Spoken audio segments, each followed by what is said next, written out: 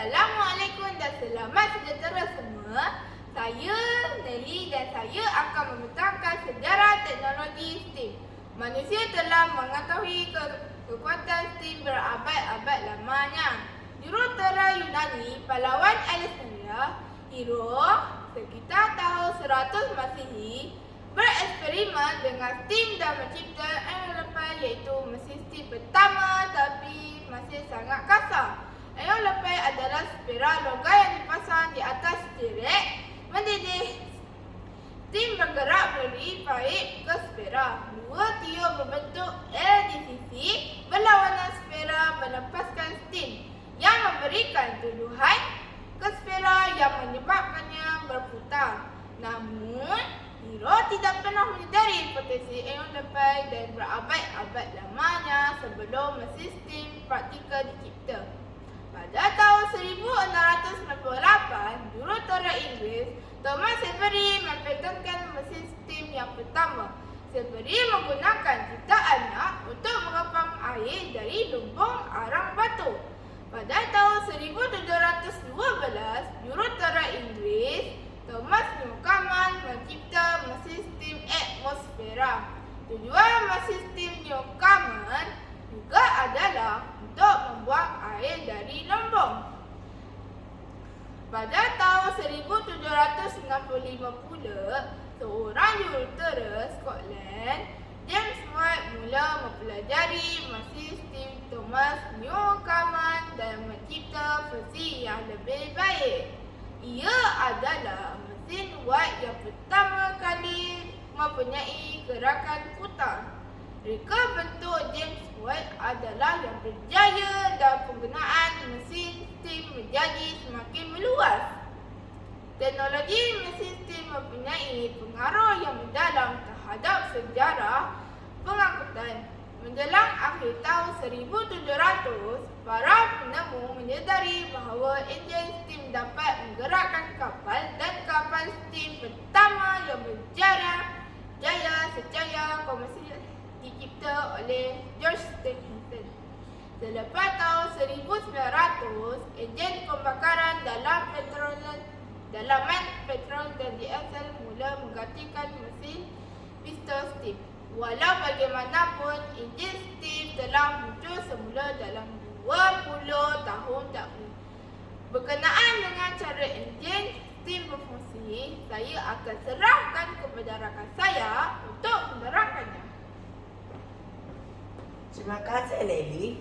Assalamualaikum semua. Saya Syahaikan dan saya akan menerangkan bagaimana enjin STEAM berfungsi. Untuk memahami enjin STEAM asas, mari kita ambil contoh mesin STEAM yang terdapat di lokomotif STEAM lama seperti yang digambarkan. Bahagian asas mesin STEAM di lokomotif adalah tandang, injak slide, silinder, takungan wap, ombak dan roda penggerak. Enjin STEAM adalah mesin yang dapat mengubah tenaga haba menjadi tenaga kinetik. Tenaga kinetik ini akan menghasilkan gerakan yang dapat memutar ombak dan roda, seterusnya boleh menggerakkan sesuatu objek. Enjin STEAM pada bot STEAM membakar arang batu untuk memanaskan air dalam dandang besar pada suhu yang sangat tinggi. Suhu yang tinggi akan mendidihkan air sehingga menghasilkan STEAM bertekanan tinggi. STEAM tekanan tinggi akan mengembang dan keluar melalui pipe STEAM ke dalam takungan wap dan seterusnya bergerak ke dalam silinder yang menolak ombak. Tekanan tenaga STEAM akan mendorong ombak untuk memutarkan roda pemacu dan mewujudkan gerakan lokomotif. Proses ini akan berlaku secara berulang kali.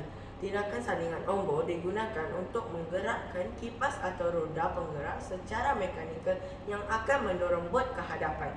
Banyak bot STEAM mempunyai roda penggerak tunggal di bahagian belakang bot dipanggil roda STEM. Manakala bot STEAM lain mempunyai roda dayung dui di sisi bot dipanggil roda sisi. Seterusnya, saya akan serahkan kepada rakan saya Aisyah Humaira untuk menerangkan bagaimana kami membina bot STEAM kami. Terima kasih Syahaikan. Saya Aisyah Humaira dan saya akan menerangkan bagaimana kami mengaplikasikan pengetahuan, ilmu dan teknologi STEAM sedia ada kepada skala bot STEAM yang lebih kecil sebagai projek kami. Berdasarkan pengetahuan sedia ada, rujukan dan beberapa percubaan, kami telah membina bot berskala kecil yang diperbuat daripada aluminium tin minuman. Sifat aluminium yang ringan dan kalis air membuatkan bot boleh terapung dan bergerak dengan lebih mudah. Bahan dan bentuk bot juga dipastikan agar memenuhi prinsip Archimedes agar bot mempunyai daya keapungan yang baik untuk kekal terapung dan tidak tenggelam. Bentuk yang tirus di bahagian hadapan juga dibentuk dengan tujuan untuk mengurangkan rintangan terhadap bot agar bot dapat bergerak dengan lebih laju. Kemudian, kami juga mereka bentuk awning yang terletak di bahagian tengah yang mempunyai 3 tingkap segi 4. Ini bertujuan untuk melindungi haba daripada angin yang kuat. Seperti mana adanya dandang dalam enjin bot steam yang sebenar, kami membentuk takungan air yang diperbuat daripada kepingan kumplung. Bahagian ini adalah bertujuan untuk menjadi tempat air yang dipanaskan dan akhirnya akan menghasilkan tenaga steam. Kami menggunakan api lilin untuk menggantikan arang batu dalam bot steam sebenar sebagai sumber pemanasan air. Air yang telah dipanaskan akan mendidih dan menghasilkan wap yang bertekanan tinggi. Wap tersebut akan mengembang dan seterusnya keluar melalui silinder aluminium yang diletakkan di bahagian belakang bot sebagai daya tolakan agar bot dapat bergerak ke hadapan. Adalah dengan harapan bahawa bot steam kami dapat menyaingi bot-bot yang akan dipertandingkan nanti. Seterusnya, berkenaan dengan aspek skala dan cabaran pembuatan bot ini, saya serahkan kepada rakan saya Aulia untuk membentangkannya. Terima kasih Aisyah kerana telah membentangkan bagaimana bot kami dihasilkan. Nama saya Aulia dan saya akan membentangkan skala dan cabaran-cabaran yang telah kami hadapi sepanjang penghasilan bot ini. Dari aspek skala bot, ukuran bot yang telah kami hasilkan adalah 26 cm panjang, 11 cm lebar dan 4.5 cm tinggi. Kami juga cuba untuk memastikan dinamik bot berada pada tahap yang baik dengan memastikan panjang kiri dan kanan bot sama dan tepat supaya bot seimbang dan dapat bergerak dengan lurus. Kami juga memastikan bahagian-bahagian yang membentuk bot tidak terlalu besar untuk mengelakkan daripada bot menjadi berat dan sukar untuk bergerak. Antara cabaran dan kesilapan-kesilapan yang telah kami lakukan sepanjang penghasilan bot adalah tidak mengukur sisi kanan dan kiri bot dengan tepat.